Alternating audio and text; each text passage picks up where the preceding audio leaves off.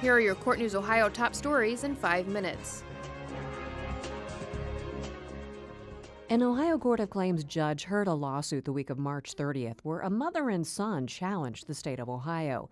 Among the testimony during the 5-day trial streamed live, Julie Jordan and Jeremy Tomlinson of Delaware characterized an unprovoked assault by Ohio State Highway Patrol officers after a fight in the parking lot following a 2011 Ohio State Fair concert. Tomlinson said he was walking back to the vehicle when he was tasered twice and pinned to the ground. Were you ever given a warning that you would be tased?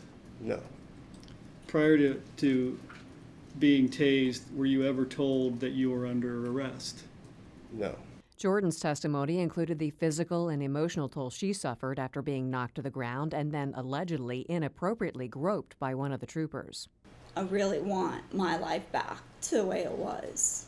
Both mother and son claim to suffer now from post-traumatic stress disorder. The state's attorneys presented expert testimony to counter that claim and others, stating both mom and son were intoxicated and uncooperative, and that the taser was used only after it looked like Tomlinson was going to hit one of the troopers. Jordan and Tomlinson have asked the court to rule the troopers can be sued, and the pair would like to receive more than $25,000 in damages.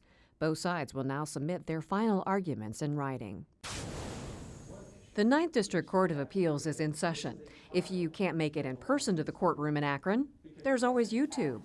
The court has always been trying to think of ways to make our court more accessible to the public. Administrative Judge Donna Carr and her 4 colleagues on the court have decided that access should be in the form of recording oral arguments and posting them to YouTube, and the potential to reach 1 billion people worldwide. To accomplish that, they have set up an iPad on a stand that can be used in any of the 4 courtrooms in the appeals district.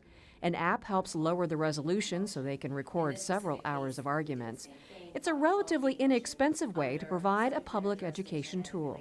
It goes in conjunction too with our Classroom in the Court program, where we have a program that we go out and visit the different schools and we take the whole court there. The students and any of the educators can go online and see our court arguments and can use it for their curriculum if they'd like. There are more than 70 oral arguments on the 9th District's YouTube channel with about 1,200 views, a number Judge Carr hopes will increase as more people become aware that the videos are available. The main thing I personally, and I think the other judges would like to see, is just a positive experience with the court and education, just so they have some idea of how it really works.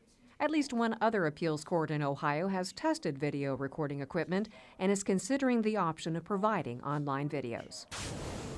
Inmates can stitch more stuffed animals for children thanks to court employees who hosted a fundraiser to pay for new sewing machines. It's for a community service program that has inmates constructing stuffed bunnies and bears for children who come before the Delaware County Probate and Juvenile Court for reasons including divorce proceedings and adoptions. It's such a special day for those kids who often have been in abusive homes, who have been in very unstable environments and are finally getting that permanent home. And this is just something that makes it a little more special, something a little more memorable for them from that day. A 3 or 4-year-old might not remember the legal proceedings that went on, but they'll remember that stuffed animal. Judge Hemanowski is following in his predecessor's footsteps as he continues handing out stuffed animals in his courtroom. Retired Judge Ken Spicer started the venture more than 10 years ago as a way to comfort little kids.